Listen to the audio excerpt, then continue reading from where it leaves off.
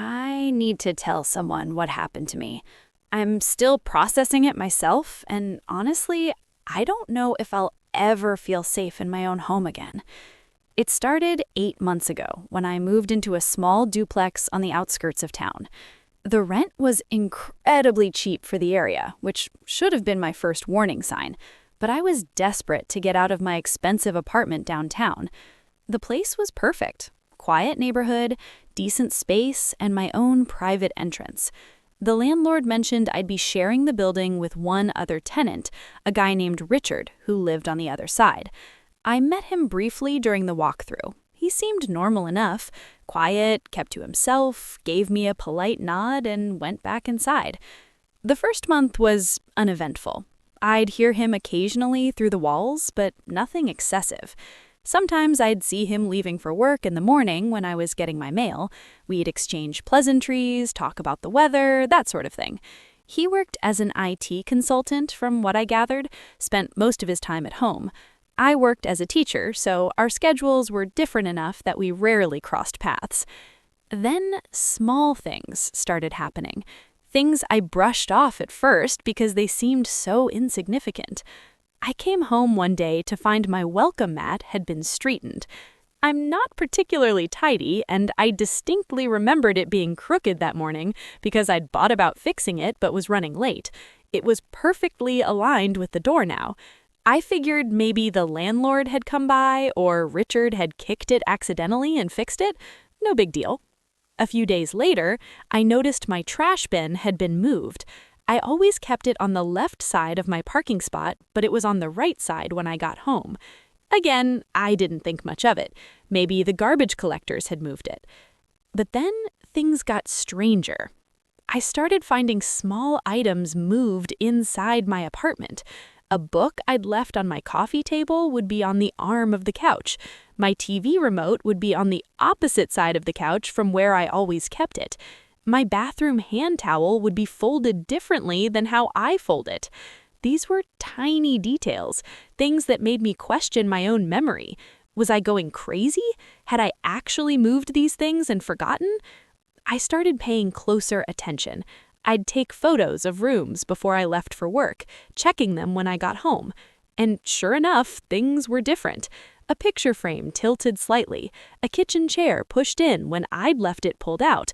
My bedroom curtains open a few inches more than I'd left them. Someone was coming into my apartment. The realization hit me like ice water. I immediately called my landlord, demanding to know who had keys to my place. He insisted only he and I had keys, and he hadn't been inside since I moved in. He suggested I might be forgetting things due to stress, which infuriated me. I wasn't imagining this. I changed my locks that weekend, paid for it myself because the landlord wouldn't approve it. I installed a simple doorbell camera, one of those cheap ones you can get online. I felt safer, more in control. For about a week, nothing happened. No moved items, no disturbances. I started to relax, thinking maybe I'd scared off whoever had been doing it. Then I checked the doorbell camera footage. Richard had been standing at my door multiple times a day. He wouldn't knock, wouldn't ring the bell. He'd just stand there, facing the door, sometimes for 5 or 10 minutes at a time. In one clip, he reached out and touched the door handle, testing it gently, but didn't try to open it. In another, he pressed his ear against the door as if listening for something inside. My blood ran cold. What the hell was he doing? I confronted him the next morning. I printed out screenshots from the camera and knocked on his door. When he answered, he had this pleasant, confused expression on his face. "Hey, what's up?" he asked. I showed him the images. "Why are you standing at my door?"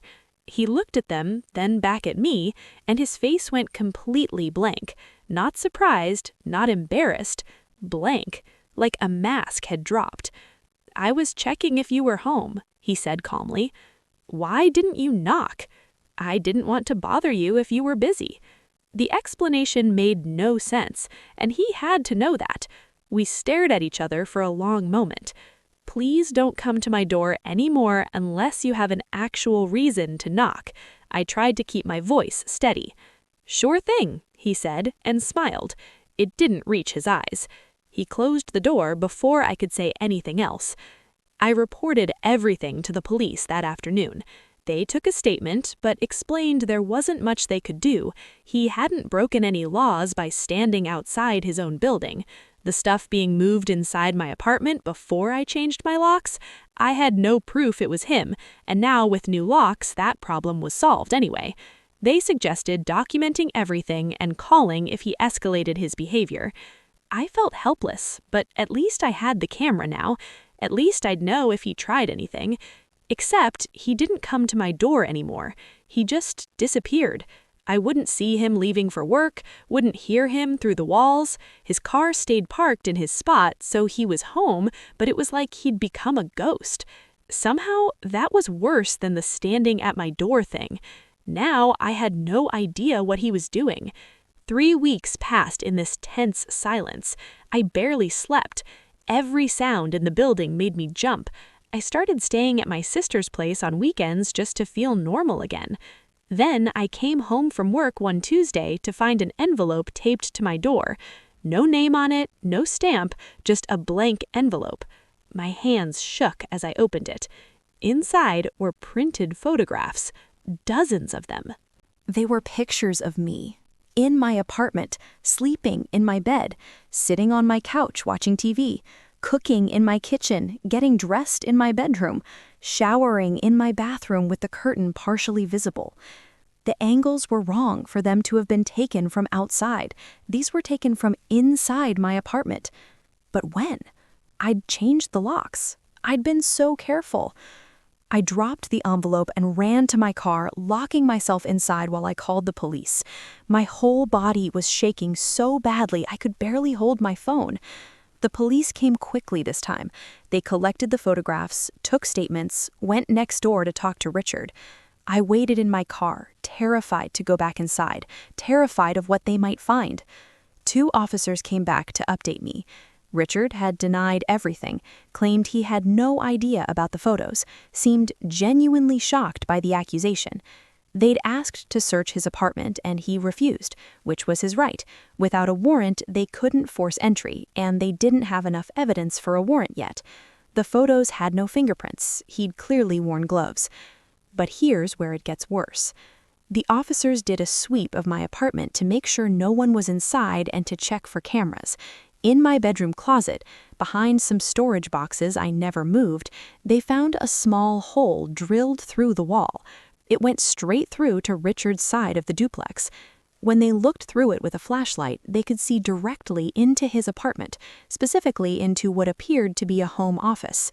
He'd been watching me through the wall. The hole was at the perfect height and angle to see most of my bedroom, my bed, my dresser, where I got dressed every morning. He'd been watching me for months. That was enough for a warrant. When the police searched Richard's apartment 2 hours later, they found it all. Thousands of photographs of me, printed and digital, videos, hours and hours of footage of me in my apartment going about my daily life, sleeping, changing clothes, showering when the bathroom door was open. He had a whole filing system organized by date and room. He'd been documenting my life like some kind of research project. They also found a second set of keys to my apartment. He'd somehow made copies before I changed the locks. And more disturbing, he'd already made copies of my new keys. They found clay impressions in his desk drawer. He'd planned to keep accessing my apartment even after I'd changed the locks. He just hadn't gotten around to cutting the new copies yet. In a notebook, they found detailed schedules of my daily routine, when I left for work, when I came home, what time I usually showered, what time I went to bed. He'd even noted what I typically wore on different days of the week, what I ate for breakfast, how long I spent on my phone before sleeping. But the worst part, the part that still makes me sick, was a document they found on his computer. It was titled Integration Plan. It outlined his strategy for gradually becoming part of my life. Stage 1 was observation and learning my patterns. Stage 2 was creating small disturbances to make me feel unstable and question my reality. Stage 3 was positioning himself as a helpful, trustworthy neighbor I could rely on during my confusion. Stage 4 was becoming indispensable to me. Stage 5 was simply labeled together. He'd been planning this whole thing. The moved items weren't random, they were calculated to make me doubt myself, to make me vulnerable. He'd been standing at my door because that was part of Stage 3, but I'd confronted him before he could move to the helpful neighbor phase. The photos were probably meant to terrify me into seeking help, and he'd intended to be the one I turned to. This wasn't a simple stalking case. This was a long-term psychological operation designed to break me down and manipulate me into depending on him. Richard was arrested that night. They charged him with stalking, voyeurism, trespassing, invasion of privacy, and several other charges I can't remember. His bail was set high, but his family posted it within days. He's currently out, awaiting trial, with a restraining order that means he can't come within 500 feet of me. I moved out the next day. I didn't even pack properly, just threw everything I absolutely needed into bags and left. I'm staying with my sister now, sleeping on her couch, trying to figure out my next steps. The thing that haunts me most isn't even the cameras or the photos, it's how normal he seemed. Every interaction we had, every casual conversation about the weather or the neighborhood, he was acting. He was running a script, playing a role in his own sick plan. When I think about how he smiled at me, knowing what he was doing behind the wall, knowing how he was violating my privacy every single day, it makes me physically ill. And I keep wondering how many times I was completely vulnerable, stepping out of the shower, changing clothes, having private moments I thought were mine alone, while he was watching, documenting, filing it all away in his twisted system. My lawyer says we have a strong case. The evidence is overwhelming.